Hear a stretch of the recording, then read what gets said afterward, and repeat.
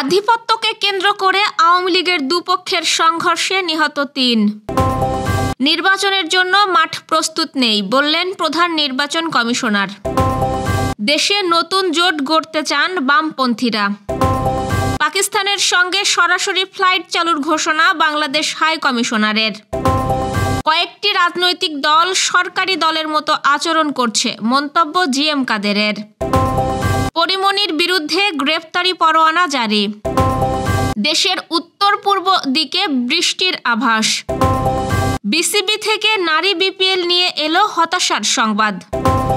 গাজার ফিলিস্তিনিদের মিশর জর্ডানে পাঠিয়ে মধ্যপ্রাচ্যে শান্তি প্রতিষ্ঠা করতে চান ট্রাম্প।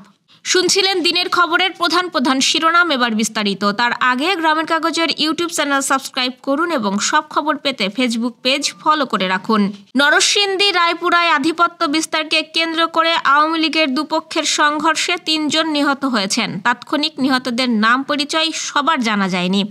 রোববার সকাল 7:50 থেকে বাঁশগাড়ি ইউনিয়নের দুপক্ষের মধ্যে সংঘর্ষের ঘটনা ঘটে। এতে টেটা ও বন্দুকযুদ্ধে নিহত হন ৩ জন। আওয়ামী লীগ সমর্থিত জাকির হাসান রাতুল ও নৌকা প্রতীক নিয়ে নির্বাচিত সাবেক চেয়ারম্যান আশরাফুল ইসলামের সঙ্গে বিরোধ চলে আসছিল।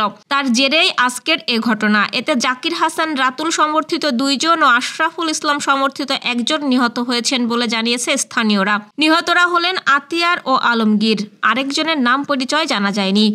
নরসিংদী পুলিশ সুপার আব্দুল হান্নান জানিয়েছেন, কতজন নিহত হয়েছেন তিনি নিশ্চিত নন। পরিস্থিতি স্বাভাবিক করতে কাজ করছে পুলিশ।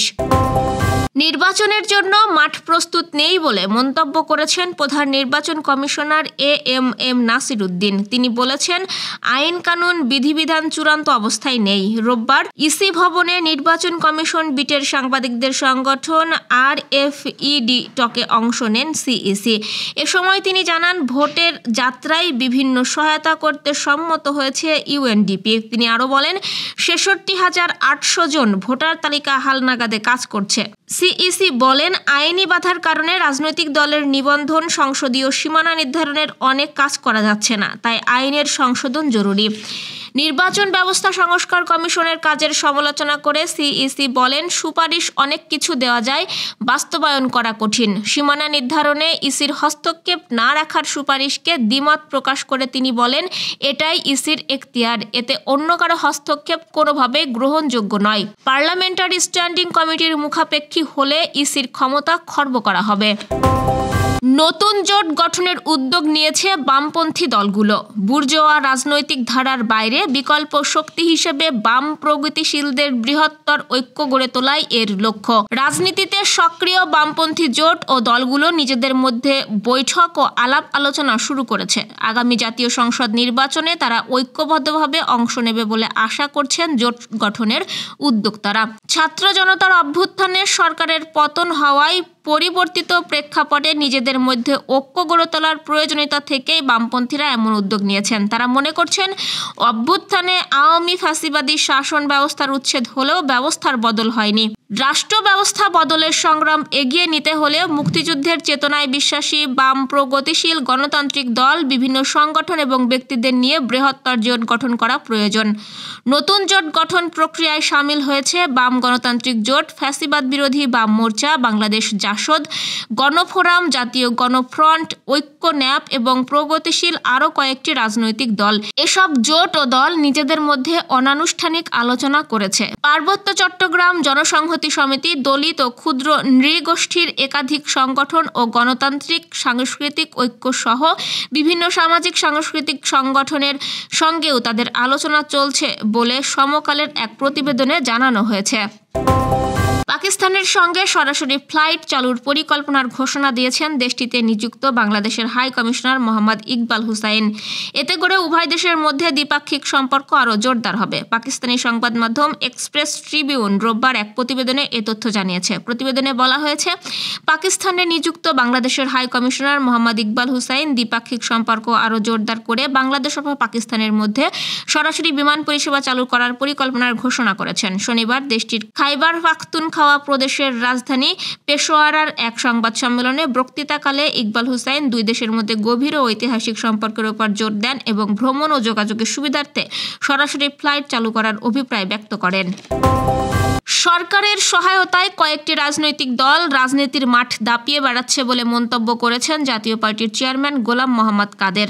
শনিবার জাতীয় পার্টির চেয়ারম্যানের বনানী কার্যালয়ে দলটির প্রেসিডিয়াম সদস্যদের সভায় তিনি এ মন্তব্য করেন। জাতীয় পার্টির চেয়ারম্যান বলেন, কয়েকটি রাজনৈতিক দল সরকারের সাথে সম্পর্ক রেখে সরকারি দলের মতো আচরণ করছে। তারা ক্ষমতার মোহে দেশকে বিভক্ত করছে, বিভিন্ন অজুহাতে জাতীয় নির্বাচন বিলম্বিত করতে চাচ্ছে। বর্তমান সরকার নিরপেক্ষ নয় দাবি করে তিনি বলেন, এই সরকার সঠিক ও গ্রহণযোগ্য নির্বাচন সম্পন্ন করতে পারবে বলেও সন্দেহ আছে। অবাধ, সুষ্ঠু, নিরপেক্ষ, অন্তর্ভুক্তিমূলক ও দেশে বিদেশে গ্রহণযোগ্য নির্বাচনের মাধ্যমে গঠিত সরকারই দেশের বর্তমান অচলাবস্থা ও অনিশ্চয়তা থেকে মুক্তি দিতে পারে বলে মন্তব্য করেন তিনি। ব্যবসায়ী নাসির উদ্দিন মাহমুদের করা হত্যা চেষ্টা মামলায় নায়িকা পরিমণির বিরুদ্ধে অভিযোগ গঠন করে বিচার শুরুর আদেশ দিয়েছেন আদালত। একই সঙ্গে তার বিরুদ্ধে গ্রেপ্তারি পরোয়ানা জারি করা হয়েছে। রোববার ঢাকার চিফ জুডিশিয়াল ম্যাজিস্ট্রেট আদালত তার সময় আবেদন নামঞ্জুর করে এই পরোয়ানা জারি করেন। পরিমণির আইনজীবী নীলাঞ্জনা রিফাত সুরভি এ তথ্য নিশ্চিত করেছেন। গতকাল টাঙ্গাইলে পরিমণির একটি অনুষ্ঠান স্থগিত হওয়া নিয়ে তার ফেসবুকে দেওয়া পোস্টের কারণে তার নামটি বেশ আলোচনায় ছিল। আজ আবার আসলো নতুন এ খবর। আগামী 5 দিনের প্রথম দিকে দেশের উত্তর পূর্ব দিকে বৃষ্টির প্রবণতা রয়েছে বলে জানিয়েছে বাংলাদেশ আবহাওয়া অধিদপ্তর। রোববার বাংলাদেশ আবহাওয়া অধিদপ্তরের আবহাওয়াবিদ আফরোজা সুলতানার দেওয়া পূর্বাভাসে এ তথ্য জানানো হয়। আবহাওয়া অফিস জানায়, আগামী 24 ঘন্টায় অস্থায়ীভাবে আংশিক মেঘলা আকাশ সহ সারা দেশের আবহাওয়া শুষ্ক থাকতে পারে। তবে শেষ রাত থেকে সকাল পর্যন্ত সারা দেশে হালকা থেকে মাঝারি ধরনের কুয়াশা পড়তে পারে। সেই সঙ্গে রাজশাহী, চুয়াডাঙ্গা, পাবনা, নওগাঁ, সিরাজগঞ্জ, দিনাজপুর, পঞ্চগড় ও মৌলভীবাজার জেলাসমূহের উপর দিয়ে মৃদু শৈত্যপ্রবাহ বয়ে যাচ্ছে এবং তা অব্যাহত থাকতে পারে। এছাড়া দেশের দক্ষিণাঞ্চলে রাতের তাপমাত্রা সামান্য হ্রাস পেতে পারে এবং অন্যত্র তা প্রায় অপরিবর্তিত থাকতে পারে। সারা দেশে দিনের তাপমাত্রা সামান্য হ্রাস পেতে পারে।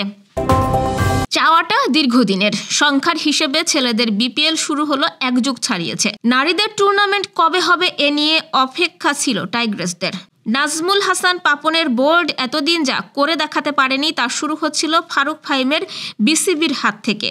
ফেব্রুয়ারিতে মেয়েদের এই টুর্নামেন্ট আয়োজনের কথা জানানো হয় বোর্ডের পক্ষ থেকে। তবে আলো দেখতে দেখতে শেষ সময়ে নারী বিপিএল থেকে পিছু হেঁটেছে বিসিবি। শনিবার 17তম পরিচালনা পর্ষদের সভা শেষে জানানো হয়েছে, আপাতত হচ্ছে না মেয়েদের বিপিএল। ছেলেদের বিপিএল আয়োজন করতে গিয়ে অনেক বিতর্ক এসেছে। নারীদের বিপিএল আয়োজনের ক্ষেত্রে তাই তাড়াহুড়ো করতে চায় না বিসিবি। সম্প্রতি মার্কিন প্রেসিডেন্ট ডোনাল্ড ট্রাম্প গাজা খালি করার পরিকল্পনার কথা উল্লেখ করেছেন। তিনি মধ্যপ্রাচ্যে শান্তি প্রতিষ্ঠার উদ্যোগের অংশ হিসেবে গাজাবাসীদের মিশর ও জর্ডানে পাঠানোর ইচ্ছে প্রকাশ করেছেন। রোববার এই তথ্য জানিয়েছে এএফপি। ট্রাম্প জানিয়েছেন, তিনি জর্ডানের রাজা দ্বিতীয় আবদুল্লাহর সঙ্গে এই বিষয়টি নিয়ে ইতোমধ্যে কথা বলেছেন। রোববার মিশরের নেতার সঙ্গেও ফিলিস্তিনিদের গ্রহণ করার বিষয়ে কথা বলবেন বলে জানিয়েছেন যুক্তরাষ্ট্রের 45 ও 47তম প্রেসিডেন্ট ট্রাম্প। মার্কিন রাষ্ট্রপ্রধানের ব্যক্তিগত উড়োজাহাজ এয়ারফোর্স ওয়ানে বসে সাংবাদিকদের বলেন ট্রাম্প, আমি চাই মিশর তাদেরকে গ্রহণ করুক। আমি এটাও চাই যে জর্ডানও কিছু ফিলিস্তিনিদের আশ্রয় দিক। প্রাণ বাঁচাতে গাজার এক প্রান্ত থেকে আরেক প্রান্তে পালিয়ে বেড়াতে হচ্ছে ফিলিস্তিনিদের, যাদের বেশিরভাগই নিরীহ, নিরস্ত্র ও বেসামরিক জনগোষ্ঠীর অংশ। ট্রাম্প মন্তব্য করেন, গাজাবাসীদের সরিয়ে নেওয়ার উদ্যোগটি সাময়িক বা দীর্ঘমেয়াদী হতে পারে। এই ছিল দুপুরের আয়োজন। সাথে থাকার জন্য ধন্যবাদ।